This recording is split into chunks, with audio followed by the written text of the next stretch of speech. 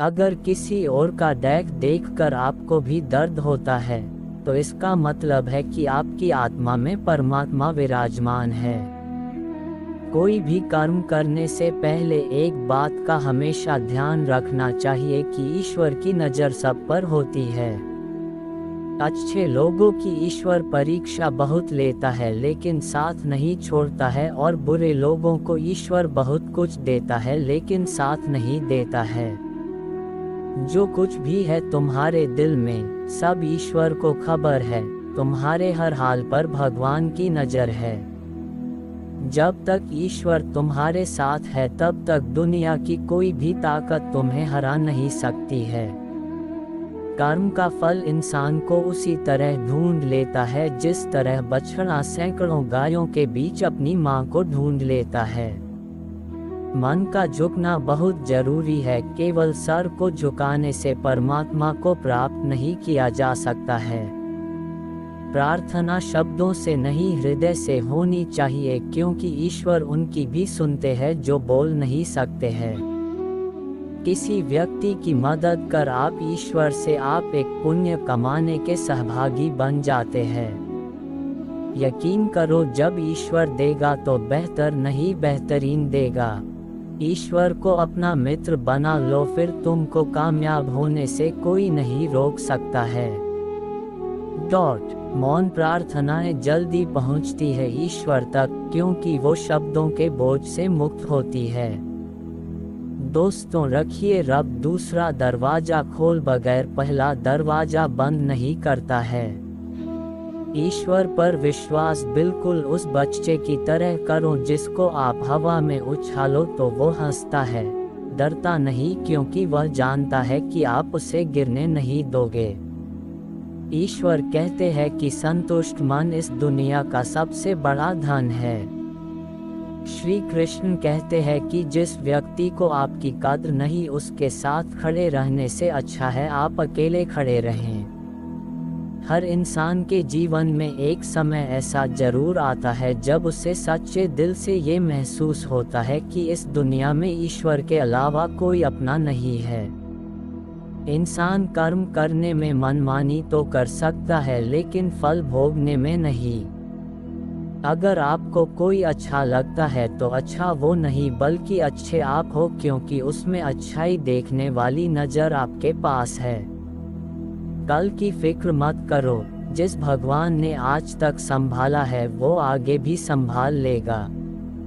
अपनी तरफ से पूरी कोशिश करो और बाकी भगवान को करने दो। ईश्वर के सामने जो झुकता है वह सबको अच्छा लगता है, लेकिन जो सबके सामने झुकता है वही ईश्वर को अच्छा लगता है।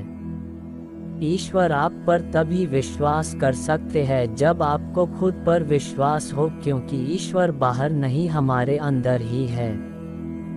जब ठोकर खाकर भी ना गिरो तो समझ लेना ईश्वर ने तुम्हारा हाथ पकड़ रखा है। ईश्वर का जवाब भले ही देर से मिलता है लेकिन लाजवाब मिलता है।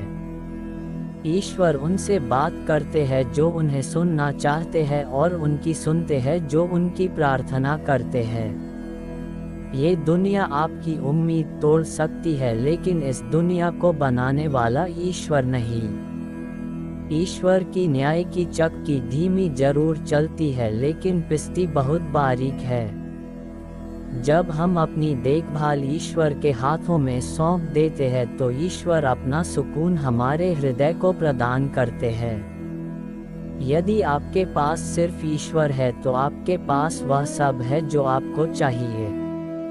ईश्वर हमारी परीक्षा लेते हैं और वो ही हमें उसमें पास होने की शक्ति भी देते हैं। ईश्वर पर आप तभी विश्वास कर सकते हैं जब आपको खुद पर विश्वास हो, क्योंकि ईश्वर बाहर नहीं हमारे अंदर ही है। जो कुछ है तेरे दिल में, सब कुछ उसको खबर है। बंदे, तेरे हर हाल पर भगवान की नज़र है। ईश्वर वह नहीं देता जो आपको अच्छा लगता है, बल्कि वही देता है जो आपके लिए अच्छा होता है। भगवान न दिखाई देने वाले माता पिता है और माता पिता दिखाई देने वाले भगवान है। सभी इंसानों की एक जैसी शारीरिक रचना इस बात का प्रमाण है कि हम सब एक ही ईश्वर की संतान है।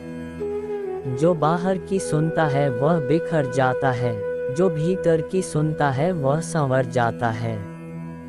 ईश्वर हर रूप में तुम्हारी मदद करने आता है, लेकिन हाँ, उसको ढूंढना मत, सिर्फ पहचाना।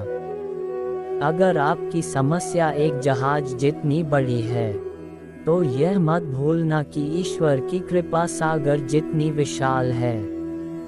सच्चे मन से ही की गई प्रार्थना ईश्वर तक जरूर पहुंचती है। ईश्वर की उपस्थिति हर जगह है, सिर्फ इसे देखने वाला चाहिए। ईश्वर का कहना है, जब भी तुम अकेले महसूस किया करो तो मुझे याद कर लिया करो, तुम्हारी तन्हाई दूर हो जाएगी। ईश्वर द्वारा ली गई हर परीक्षा सिर्फ इंसान की प्रगति के लिए होती है और ईश्वर इस परीक्षा को खुद लेते हैं।